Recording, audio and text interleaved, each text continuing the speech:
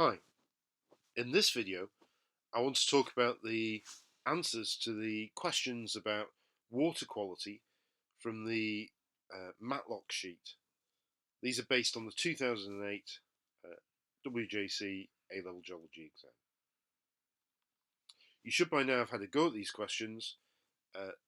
Let's look at the answers and talk about where we can actually work out this information.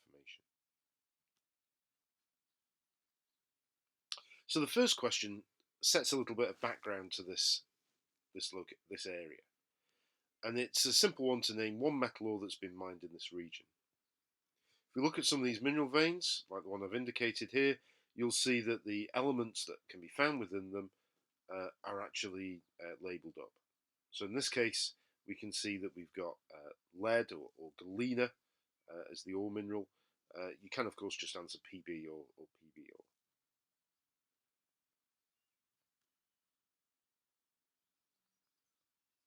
The second question then gets us thinking more about these mineral veins, and particularly their orientation.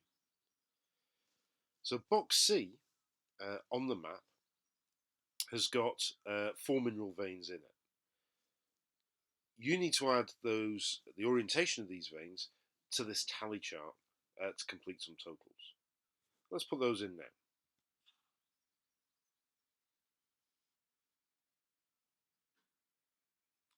So there are 3 from northeast to southwest, giving us a total of 25.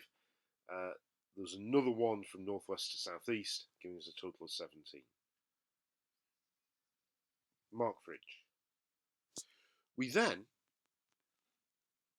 need to plot the rows diagram to show these orientations for the completed data set. If we plot that now, that's what your rows diagram should look like. There's a mark for getting each of those orientations correct.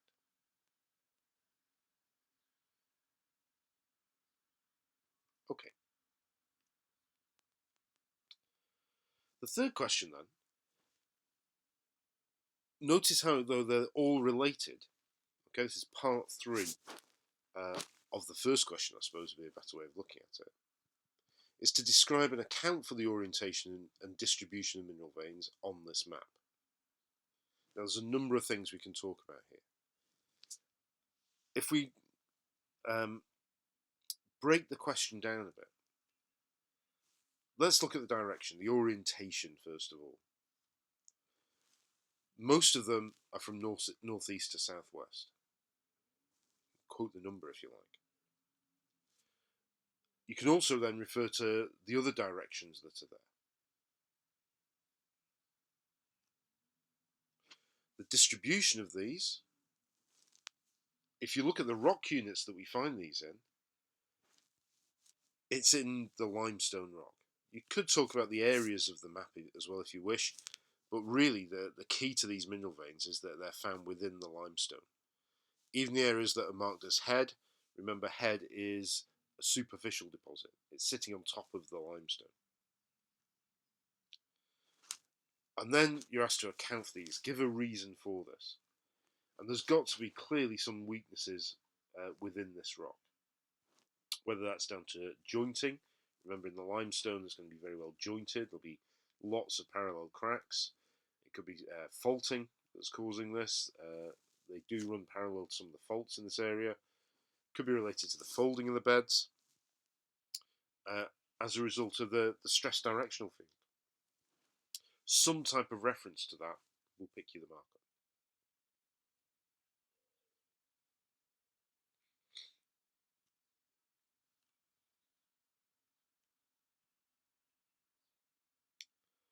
Question C then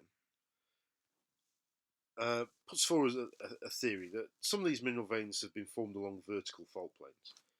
That wouldn't be too surprising. Remember, a fault plane will be a pathway for hydrothermal fluids. You're then asked to critically assess the map evidence that this one particular vein, called the Gregory vein, has formed along a vertical fault plane. The extract from the map shows you this vein here. Now there's a number of different ways you can go about this. You could argue against this suggestion. If we look at the outcrop of this, there's no marking of it that it's a fault. For example, like a down throw tick, the small tick that we see on the side of on the down throw side of a fault. Crucially, there's no displacement of the beds.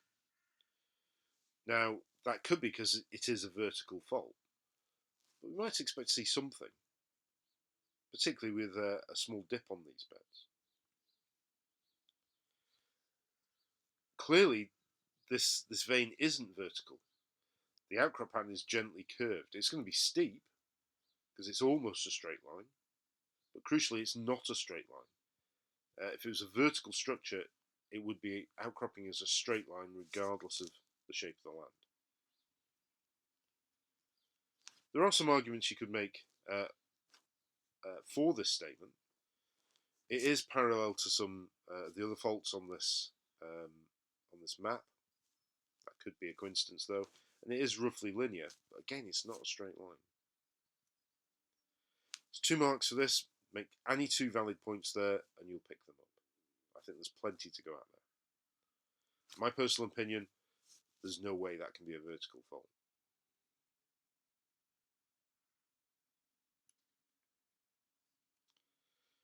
The second part then puts you in the position of a geologist going out into the field. What would you, if you were testing that hypothesis in the field, what would you go out and look for? What might make you think that that vein, or what might confirm that that vein was formed under a fault if you found this key piece of evidence? And really what we're looking for here is something that can only form along a fault. For example, slicken sides, the polishing of the fault plane. There are lots of other features we find along faults: fault breccia, fault gouge, drag folds, alignment of clasts along the fault plane, all related to the movement of those faulted blocks.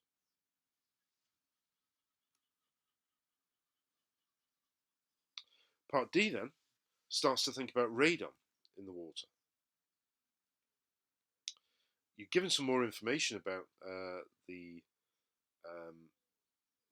rest of this survey. We also can see there is some symmetry to outcrop. So if we draw in the missing information here, we see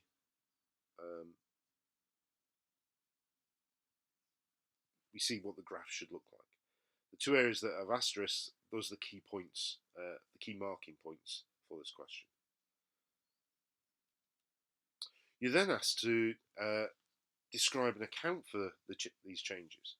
Remember, account for is a slightly old-fashioned term, but really means explain. So describe and explain the change in radon gas, either of the Millstone Grit series or the Carboniferous limestone. So you need to pick one of these. Let's look at the shale first of all. The shale has fairly low radon gas concentrations, although it's quite a wide area. The shale is impermeable. Radon, of course, is soluble in water.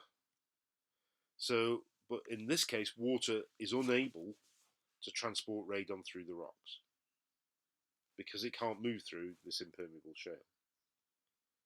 The drift deposits above head is not tremendously permeable. It's really quite poorly sorted, and that may prevent any gas that's in the rock from escaping. Any 4 valid points will pick you up those marks about the shale. If you've decided to discuss the Carboniferous limestones,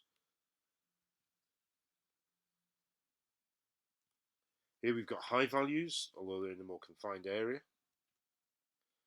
Limestone is, of course, permeable. Radon is soluble in water, and limestone will allow fairly rapid passage of radon in solution through that rock because of that high permeability. Where the Carboniferous limestone is, there may be no drift, no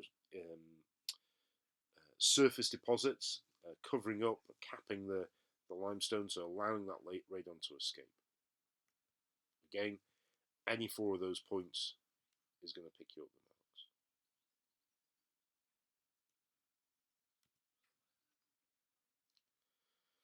The final question then is asking about the potential for developing this site as a reservoir. Now here we need to put together all the information that we've got from the data, from the map, from the cross-section, from other questions you've been working on, and to assess what you think would need to be investigated prior to such a development. Thinking about its geological suitability and, crucially, any potential pollution. Now for the marking for this, there's a reserve mark for some comments about the geological suitability. There's another reserve mark for potential pollution, and there's another reserve mark for talking about the investigation. So you must make sure you're addressing all 3 key points of this question. The size of the valley is clearly going to be a thing to discuss, include some measurements. How long is it? How wide is it? How deep would it be? Key to the success of any potential site for a reservoir would be the permeability of that tuff, that red spotted deposit in there. What's that going to be like? How would that be measured? The structure of these rocks, there's a very open anticline here. If there is leakage down the dip, that's going to take water away from the reservoir site. There are some steeper slopes here. How stable are they going to be? Particularly as they seem to be fairly heavily covered with a superficial, uncemented deposit. This head, is that going to be stable? There's a lot of permeable limestone there. Could that just leak water out of the bottom, catastrophically? We've seen that there's some high levels of radon in the gas in this area. Is that going to get into the water? Will that then cause problems where that water was being taken and used? We've already worked out there's a lot of lead veining in this limestone. Would the water in the reservoir get contaminated with lead in solution? Clearly that's got to be a significant issue. If there's mining of this area, would we have acid mine drainage? Galena is a sulfide ore. So are we going to have acids leaching heavy metals into this water? And then other things, we have some faults. Could they be reactivated? Could there be pathways for water? So clearly there's a lot of geological issues here. We're not saying that this site would be used for a reservoir, but this is the type of work that an engineering geologist might be asked to undertake.